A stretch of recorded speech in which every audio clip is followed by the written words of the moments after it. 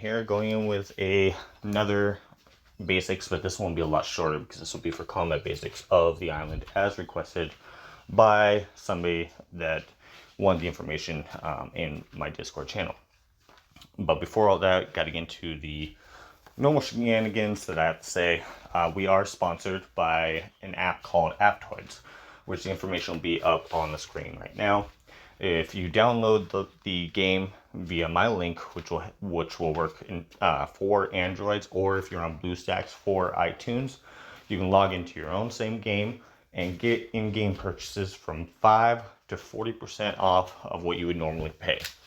And honestly, I've said it before, when it comes to when I'm actually fighting or the basic dynamic of gameplay where the screen's flooded with stuff, it's actually a lot more stable for me.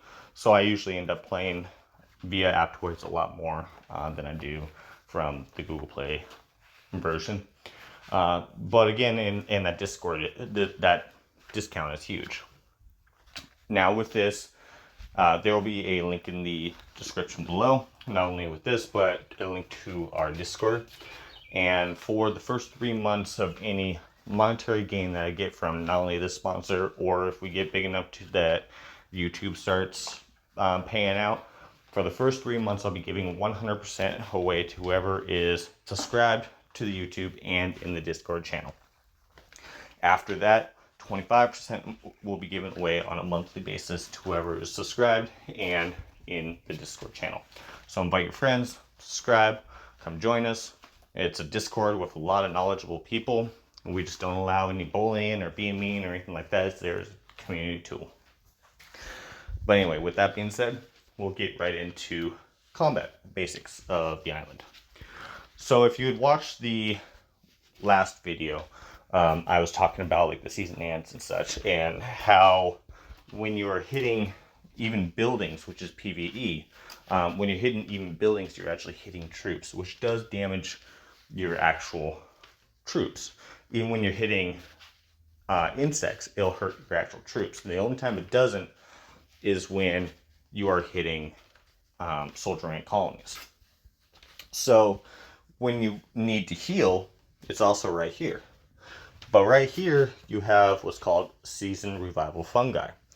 And now, what affects that to be able to get your seasonal revival fungi up is your honor.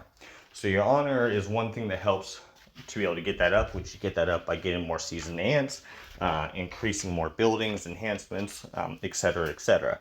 You can also buy some of the fungi in the pack store, but you have an accumulated speed per hour of what you get back. Now, when you have to go and heal something, you can lose that fungi very, very fast. Like right now, I'm actually not sitting at a very good level as far as my total seasonal revival fungi, because as you can see, when you're honor, like for me, I'm only getting 1.6 per hour with a 76,000 or 76 million limit. When each time you have to heal, even from a small little hit, I mean, you could be looking at 1,000 troops you have to heal. It's going to cost about $1 million. So it goes very, very fast with that. So having the higher honor does help with that. But as you get towards where you're actually going to be fighting, and obviously when you already are fighting, it will help increase that honor just from defeats and such like that. You'll get more and more accumulation speed and accumulation limit. Now, obviously, if you can get to 150,000 honor, you're going to have the highest possible limit there is for your seasoned fungi. So, I've talked in other videos about tactics about how to be able to save as much as an alliance, save as much seasonal fungi as possible. And that answer is pretty simple. Don't allow any solos on hills. Only rallies on any building, only rallies on any tower. Don't even bother hitting people. Because the truth of the matter is that when you're an island, it is so extensive on resources and expensive on resources, which you do get back for any of your healing. Well, you get 70% back. but you do not get it back until then. So the best way to not only save your seasonal fungi is to rally everything. We don't do solos on literally anything unless it's just to try to make sure that people can get their into the line season goals. And that goes for towers, that goes for anything. Like you'll see, like when we're fighting, which I've explained in the past video, when we're fighting, we're setting 7-8 rallies on a tower in a revolving door. Like as soon as one of my marches starts actually marching, I'll set another one. Just so it's a revolving door of not only maintaining your stamina, but also maintaining the fungi. So we're able to last a lot longer. And that also goes for any of your real PvE matters. Like you really don't want people to go out and be wasting all their stamina doing lizards when you're pushing and trying to get to a building or anything like that, because it all takes stamina to be able to hit buildings, anything like that. Same thing with the mud skippers. I forgot to cover this in the last video, but the mud skippers are a very crucial thing that you need to have. I'm seeing if they'll let me go see the buffs from it. They're very crucial to be able to have, because during the entire event, the buffs that the mud skipper gives, which it gives like health, defense, attack, etc., etc., the buffs that it gives you from just doing the mud skippers, and make sure you max that out as an alliance each day, even though it does cost you 30 stamina per hit in the normal. I hear in Baron is 0, but even still, Baron's just a trash heap.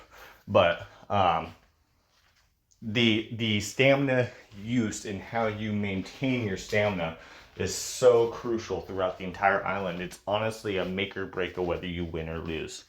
So that's something you always have to keep in mind. Always be able to make sure that you have your people in mind of. And that's why we cut things down to basics, to where while we're pushing, no more than one lizard, which is all you need for clay. And that's it. Don't want to see anybody doing bunny rallies or off hunting hornets or off soloing players or whatever they want to do. We just don't allow it.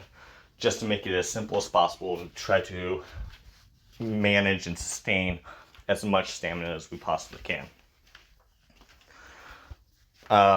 Now, another thing that you could do while fighting, like when you get further in, we don't have any examples because it's a pretty small island this time, but like around the tree area, is you can stagger your alliance towers, which I'll have to show you in a fight video or something later on. You can stagger your alliance towers to where it's going to take them twice as long to be able to get anywhere. So usually what we do is I'll stagger several of them where a point of contact is, so that it'll take them an hour to be able to get through. Even if we were not fighting them at all, it would take them an hour, 30 minutes to destroy, and then they have to build one to be able to reach the next one. So out of one tower clay of ours, we can cost them 2 hours, or I'm sorry, out of 30-minute timer of clay of ours, we would cost them at minimal an hour of theirs, or 2 towers, to be able to block them from being able to proceed, which is very helpful, especially if you're like a one-time zone alliance or anything like that.